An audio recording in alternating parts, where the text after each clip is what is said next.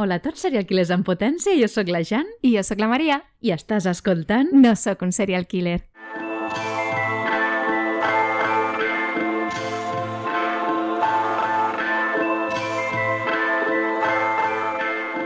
Hola, Jan, què tal?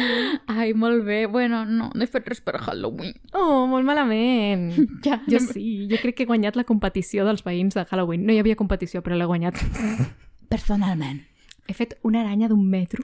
Què dius? Sí, 1,5 metres, amb les cadenes aquestes, les palletes aquestes de plàstic, ara ja no les venen, però les venen bios. Sí, Pues sí, li he fet unes potes així superllargues i l'he penjat del balcó. L'altre dia, quan es vaig aixecar pel matí, veig que el meu veí em saluda i em fa molt bé, molt bé. I jo, molt bé, què? En plan, què et passa, tio? Molt bé, què? Sí, l'aranya, molt bé. Dic, vale. Hosti, Bueno.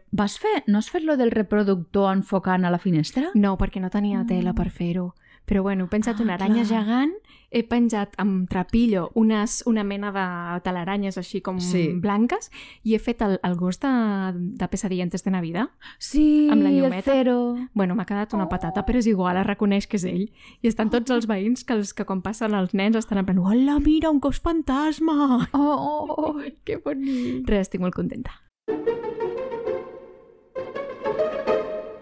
Avui et porto un cas que és super Halloween, però super Halloween, ¿vale? Estem al 31 d'octubre de 1974, ¿vale? Super Halloween. Spooky Season i, a més, Serial Killer Season, ¿vale? Oh! Et porto la mort del pobre Timothy O'Brien. Timothy, que ja té nom de nen que surt en una novel·la. Bueno, el 31 d'octubre de 1974, Ronald O'Brien, un senyor de mitjana edat, es va endur els seus 2 fills a passejar per un barri de Pasadena, Texas. Anaven acompanyats dels seus veïns i també pare amb 2 criatures. Es disposaven a jugar a truco o trato per les cases del barri i recollir el màxim de llaminadures possible, òbviament. Yes. Després de visitar una casa on l'ocupant no va obrir la porta, van picar i va passar d'ells. Me representa. Sí, els nens es van impacientar i va ser, bueno, no, jo me'n vaig. I se'n van anar corrents a la casa següent, en plan, aviam qui ens dones una mica de xutxes. Sí. A la casa següent, mentre l'O'Brien, que és el pare dels nens, es va quedar enrere. En arribar a on era el grup, es va treure de la butxaca 5 pixie sticks, que són com uns tubets que són de plàstic que van replens de sucre. Fantàstics. Allò que et queda com el saborcito a la boca. Com a de sucre. Sí. Estaven plens de sucres de colors i els hi va dir que els hi havia donat l'ocupant de la casa que no havia obert la porta. Ah, bueno, mira. I els va repartir entre els nens i van seguir buscant llaminadures pel barri. En tornar a casa, O'Brien va donar l'últim Pixie Sticks a un nen de 10 anys que va reconèixer de l'església. Ah, que maco, escolta. Sí. Molt bé. Clar, no, perfecte. Toma un caramelo. Me sabe mal que no tienes nada en tu cestita. Abans d'anar a dormir, en Timothy va demanar menjar una mica dels dolços. Allò que és tard i, bueno, quiero mis xutxes. I el Timothy va escollir el Pixie Sticks. Clar. Va tenir problemes per treure el caramel en pols del tubet i va demanar ajuda al papa. Ah, mira. Així que el pare, l'O'Brien, el va ajudar. Després de tastar la llaminadura, en Timothy es va queixar que tenia un gust amarg. Sí. I llavors O'Brien, el pare, va donar al seu fill un refresc per netejar el gust, en plan, toma un Sprite. Clar, mira, que bé. En Timothy immediatament va començar a queixar-se de que li feia mal l'estómac i va córrer cap al bany on va començar a vomitar i a patir convulsions. Oh. La No pixie de cesta. No com els xutxes. T'anava a dir, soy jo també quan menjo sucre, Relate. I no fa falta que sigui... No. Total, que el pare, quan el van entrevistar més tard, va dir que va agafar el Timothy mentre vomitava i que de cop i volta el nen es va quedar sense forces i inconscient en els seus braços. Hòstia. Timothy O'Brien va morir de camí a l'hospital menys d'una hora després. Joder, sí que li senta malament el sucre. Sí, no? Joder. La mort de Timothy pels caramels de Halloween enverinats va provocar una autèntica conmoció al veïnat, no era per a menys, quan tots tenien xutxes per menjar-se. Que també t'anava a dir, han tardat molt a morir un nen enverinat a Halloween perquè també, a veure, truca a la porta d'un desconegut i que et regala menjar al igual. exacte. Me sembla raro que no hi hagi més morts. Toma, nene, veneno para que tengas diabetes. Sí, ahí, era una crítica a la sociedad. Total, que tots els pares del barri van agafar tots els xutxes de tot el barri que havien recollit i els va portar a la policia en plan, mirad esto que no esté envenenado, por favor. Clar. I tots els nens es van quedar sense xutxes. Aquest és el veritable drama. M'imagino un policia allà al fons llepant totes les xuches. Este bien. Este también, este está rico. I després la visita del dentista al mes següent, tots els policies sense dents. Y esta es la historia de cómo todo el condado tuvo caries. Total, que la policia inicialment no va sospitar de que hi hagués cap delicte, va pensar que era una cosa fortuïta, fins que l'autòpsia va revelar que el Pixie Sticks que havia consumit estava barrejat amb una dosi mortal de cianur de potasi. Clar, no es mesclava amb sucre. No, claro, sucre con sucre, no, sucre i cianur. 4 dels 5 Pixie Sticks van ser recuperats per les autoritats, van anar a buscar-los, òbviament, i cap havia estat consumit. Els pares de l'últim nen, el que va reconèixer el pare de l'església, en saber-ho es van posar histèrics perquè no trobaven per enlloc el Pixie Sticks. Van començar a regirar tota la bossa i no el trobaven. M'imagino el nen, sabent que estaven fent redada de xutxes, va dir, esto me lo condo. Sí, exacte. Ai, així comencen les pel·lícules de por. Sí. No podien localitzar la llaminadura i, després de ser avisats per la policia, es van tornar locos. Van anar corrents a l'habitació del nen pensant, ostres, a que se l'ha menjat. Sí. I se'l van trobar dormit. T'imagines el susto? Ai, però quin tipus de dormir profundo o ligero. Es veu que portava el Pixie Sticks, el tenia a la mà, no havia pogut obrir la grapa i s'havia quedat dormit. Oh, su debilidad lo salvó. Sí, era com, esto no lo puede abrir, Ei. buenas noches. Ojo, però també això dona un punt positiu al Pixie Stick perquè evita que nens se fotin superyonquis de menjar sucre. Punto a Pixie Stick. Ara que veurem. t'envenena, però no te mata diabetes. Ara veurem. El nen no havia pogut obrir les grapes i s'havia rendit. Total, que els 5 Pixie Sticks s'havien obert i tenien 5 centímetres, o sigui, els 5 primers centímetres del Pixie Stick estaven plens de pols de cianur i havien estat segellats un altre cop amb una grapa. Segons les analítiques, el consumit per al Timothy tenia prou cianur per matar 2 adults. Hòstia. No s'escaptimen les racions, que està No. molt caro el cianuro. Mentre els altres 4 carmels tenien prou per matar 3 o 4 persones. Hola? Hòstia, escolta, que lo regalan, Es una mica com, voy a poner un poquito por si acaso. Y era un poquito más, y era un poquito más, y Mira, era un poquito más, això por si m'ha acaso. passat amb el mochi de cheesecake que he fet, que m'he passat i m'ha quedat igualit. Total, l'O'Brien, el pare d'en Timothy, va dir inicialment a la policia que no podia recordar quina casa havia tret el Pixie Sticks, no Clar. se'n recordava.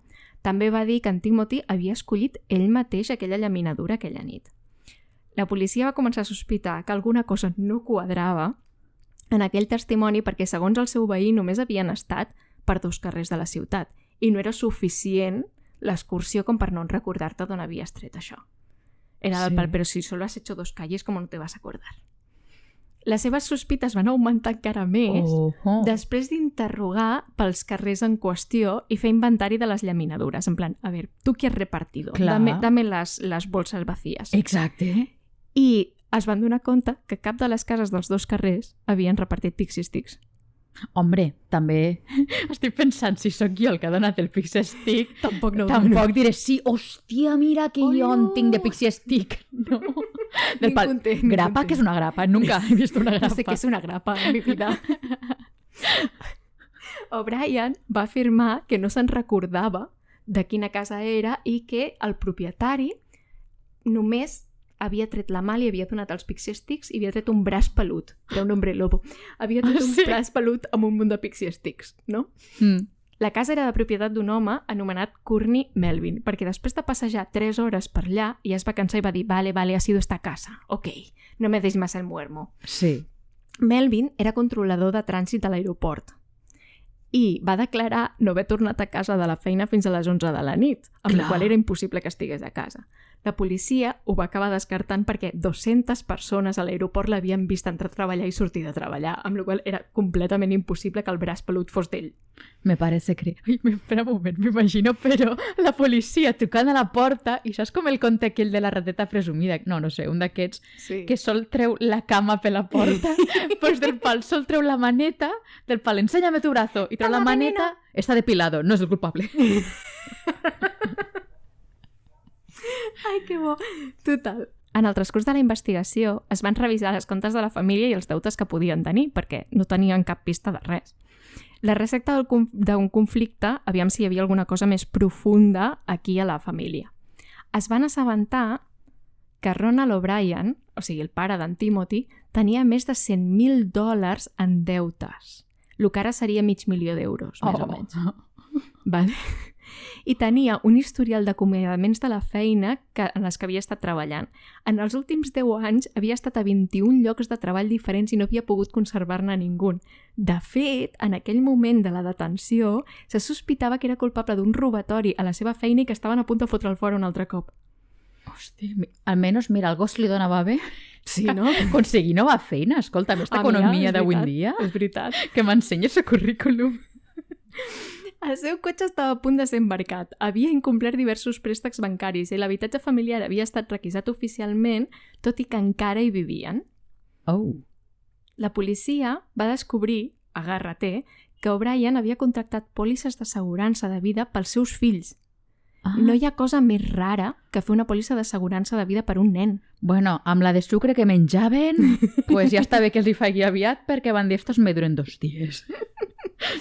I amb la serial killer season me pareix una bona opció fer la pòlissa. No? Si ho arribes a saber és com no, fem una pòlissa per tota la família perquè algú mataran segur. Sí, hombre. ¿Has visto con estos ritos que tiene mi niño? Es un serial killer en potencia. 3-1 víctima. A que mi niño acaba saliendo serial killer. Venga, si mata a alguien me pagas. Sí.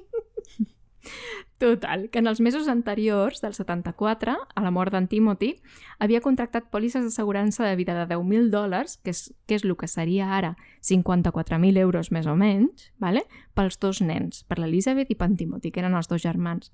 I un mes abans de la mort d'en Timothy va contractar pòlisses addicionals de $20,000. És com, me voy a este seguro i faig una pòlissa, me'n vaig a l'altre seguro i faig una altra pòlissa.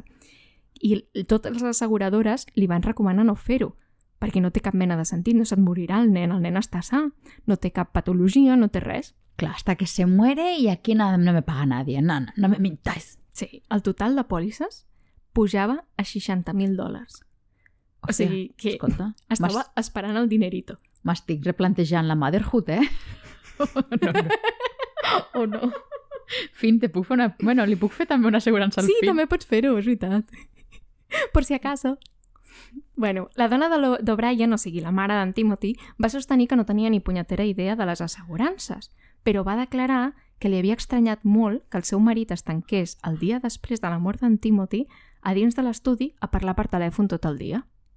Més tard es va saber, per a l'historial de trucades, que havia estat trucant a totes les assegurances aviam quan cobrava. No! Sí. Dic, si mira, segur que està fotent les xutxes del nen aprofitant que està mort. Sí, home. Oi! Empacho de xutxes. Però la darrera confirmació de la sospita va ser en un viatge que el pare havia fet per visitar una botiga de productes químics a Houston. Allò que me voy de fin de semana, me voy a una tienda de productos químicos. Havia estat fent preguntes sobre comprar cianur poc abans de Halloween i els testimonis van declarar que volia saber quina era la quantitat mínima disponible per comprar. Aquesta era de poc més de 2 quilos i deien que li havia semblat massa, que dius, has fotut un munt a dintre dels Pixie Sticks, però vale, i que havia marxat sense comprar. Bueno, es que havia estat mirant la Marie Kondo i ha dit, yo no quiero comprar de más, que se me queda en la despensa y se caduca. En aquest moment, la policia ja tenia a Ronald O'Brien, el pare del nen, com a principal sospitós. Pensaven que havia lligat els tubets de sucre amb verí en un esforç de matar els seus fills i cobrar les pòlisses de l'assegurança de vida, òbvio. Sí. Van creure que havia donat els carmels enverinats als altres nens en un esforç per encobrir el seu crim.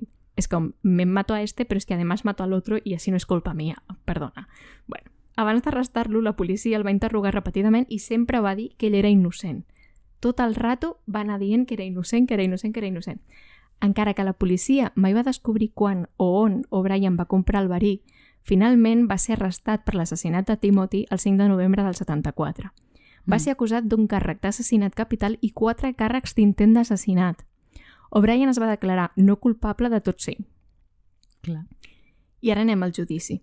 Yo le había puesto el veneno eso porque estaba un poco sosa el palito y he dicho quiero un poco de spice. Era demasiado azucaroso. El judici va començar el 5 de maig del 75. Aquí tenim un d'aquells casos que no tens cap prova, però tampoc tens cap dubte. Exacto.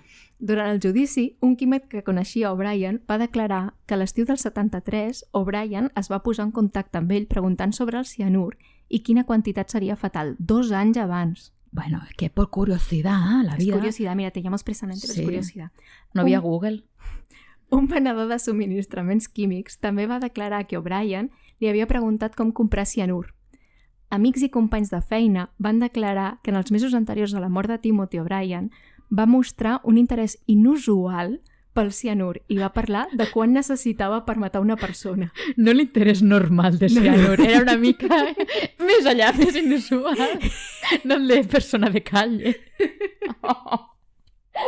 Però espera, que aquesta és la bona, aquesta prova ja és irrefutable. Oh. La cunyada i el cunyat d'O'Brien van declarar que el dia del funeral de Timothy, el dia del funeral, va parlar d'utilitzar els diners de la pòlissa d'assegurança per fer unes llargues vacances. Fantàstic. Escolta, ell, que estava veient que perdia la feina, va dir, aprofito un mes de vacances, claro. Total. Y el cianuro es para limpiar. La cosa todo bien. A més, la seva dona va rebutjar l'afirmació que Timothy havia triat el Pixie Sticks, sinó que va ser O'Brien, o sigui, el pare, que l'havia obligat a agafar el Pixie Sticks, en plan, niño, cómete esto. Bueno, t'anava a dir, els pares de ma cosina també ho fan. Jo, la gent que els conec del pal. Clar, del pal te vas a dormir, el que tingui menys sucre, perquè si no t'estaràs corrent per tota l'habitació, niño, toma el cutre, saps? Com el plàtano i els pares fotent-se els bons. Tindria sentit si no fos perquè era un tubito ple de sucre, 100%. Però tenia el nom Pixie. No, pues llavors els pares se volien fotre els bons. Sí, clar. Bueno, en tot el transcurs, ell va mantenir la innocència i la seva defensa es va basar principalment en una llegenda urbana, que dius, vaya defensa més, sí, de dècades, sobre un enverinador boig que distribueix carmels de Halloween amb verí o agulles dintre de les pomes de carmel amb fulles d'afaitar. L'he sentit aquest també, veus? Ja me semblava raro que no pot ser ell, no pot ser ell perquè pregunta pel cianur, però no pot ser ell, ha de ser una persona que no coneixes, que no ha passat mai. Total. Per cert, ara vull una poma de sucre, molt forta. Sí, ara a mi també em ve m'apeteix molt, me cago. El cas és que el judici posterior va treure l'atenció nacional i van batejar O'Brien com The Candyman. Oh! Candyman! El 3 de juny de 1975, el jurat popular va trigar només 46 minuts a trobar Bryan culpable d'assassinat capital i 4 càrrecs d'intent d'assassinat. Oh, eficiència. I el jurat va tornar a marxar per veure si li fèiem cadena perpètua o a què el condemnaven. 71 minuts després el van condemnar a mort per electrocució. Spicy death. Hosti, amb l'economia d'avui en dia, el preu de l'electricitat, never. Surt molt cara. Mai ho haguessin fet. Total. Poc després de ser condemnat, la dona va demanar el divorci, òbviament. Ah, bueno. Prioritats. I el ratllito de luz és que més tard es va tornar a casar la mare i el seu nou marit va adoptar legalment a l'Elisabeth, amb la qual ella ja no és filla d'un assassí. És una mica de... Bueno, per acabar, m'agradaria llegir-te un fragment que he traduït una mica lliurement perquè feia més sens, d'un article d'una periodista del Houston Chronicle, una periodista que es diu Ruth Rendon. És una idea que té dècades d'història. Un estrany té la intenció de matar nens amb les laminadures de Halloween. El sociòleg Joe Best de la Universitat de Delaware va estudiar el cas i va arribar a la conclusió de que es tracta més aviat d'un fenomen de només els últims 20 anys. Això és un mite contemporani que parla sobre l'angoixa dels nostres fills. La majoria de nosaltres ja no ens creiem en els fantasmes ni creiem en els follets, però sí creiem en els criminals. ja fa més de 25 anys de la mort d'en Timothy i ens va demostrar que la història de la bruixa de Hansel i Gretel matant nens rodejats de llaminadures és massa real. Nice. I aquesta és la història de com Ronald Clark O'Brien va matar el seu fill Timothy amb les llaminadures de Halloween. Moraleja. Tots els que tingueu fills ara, aneu a mirar la bossa de Halloween. Reviseu-les una mica perquè a veure si la vamos grapa. mal. Sí. Coses grapades i enganxades con celo, mal. Bueno, estic pensant, tu ara m'has portat un trosset de pastís de boniato. I'm suspicious, eh? Si defallesco i este podcast no apareix, és que m'han brinat la Maria. Sí, però com ho sabran si encara l'has d'editar i l'has de treure? Per això no apareix el podcast, però algú troba el disco dur amb esta... Ara fico bloquear i no pots borrar.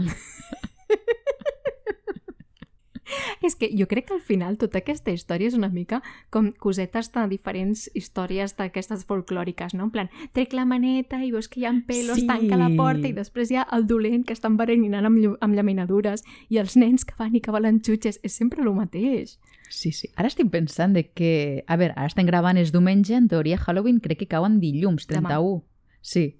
I dic, jo no tinc res de xutxes, però tinc golosines de gos que me van regalar al fer la compra del menjar de gos i si algú ve a casa meva a trucar serien les meves veïnes que tenen gos. Llavors és perfecte, perquè és del pal, tinc golosines pel teu gos. Fas una bosseta d'en plan, no tinc candy, però és candy de perretes. Millor que el meu mochi que sembla que l'hagin explotat, que és horrorós. Mira, jo un any no tenia res i vaig fer bossetes amb fruits secs. Ai, tu I amb panses, sí. Ets la neighbor hateful. No, però és que no tenia res més. No podia donar res. Pa eso nada, mira. Un dibujo que posi... Que ets millor persona que... Sí. M'has tallat, desgraciat. Perdó. Una noteta que posi... Ets una persona molt bella. Hang on. Sempre pots anar a una benzinera o aquí al costat i comprar, en comptes de xutxes, comprar stickers. Cromos. I regales cromos. També pot ser guai. Potser m'escupen així a la cara, la generació Z. Esto no se come. Clar, no. No vull un cromo. Jo vull que em regalin un aspirador, coses així útils. Un aspirador. Truco trato. T'imagines que et regalen un aspirador, pupe? Tira-me-la, que avui és dia de reciclatge, baixa'm-el. Vale, estem derivant. Yes. Bueno. Anem a llegir les cartes. Yes, cartes. L'oracle. Ok, han sortit el sol i la justícia. El sol i la justícia. Això és bàsicament que no és just que faci tanta calor ara i comenceu a treure els jerseis perquè començarà a fer fred de cop. Farà fred d'un dia per l'altre, sisplau. Si no, hi haurà mals de colls i afonies i coses d'aquestes. Es desfan els panellets. Ofensa. No he vist ni una castanyera per culpa del calor. Ja, no n'hi ha. Totalment d'acord. No, però serà una cosa... És la predicció de que de cop i volta marxarà. Dirà, me he enfadado con vosotros, no me queréis, pues adiós. Tranquils, que ara apareix la Mariah Carey i descongela tot i és Nadal. Bueno, ai, en fi. Moltes gràcies. No agafeu xutxes de desconeguts. No. A veure, és bàsic... l'únic consell. Survival 1.0. No grapeu coses amb sucre. No, mal. No. El DIY del candy, no. Bye. Adéu.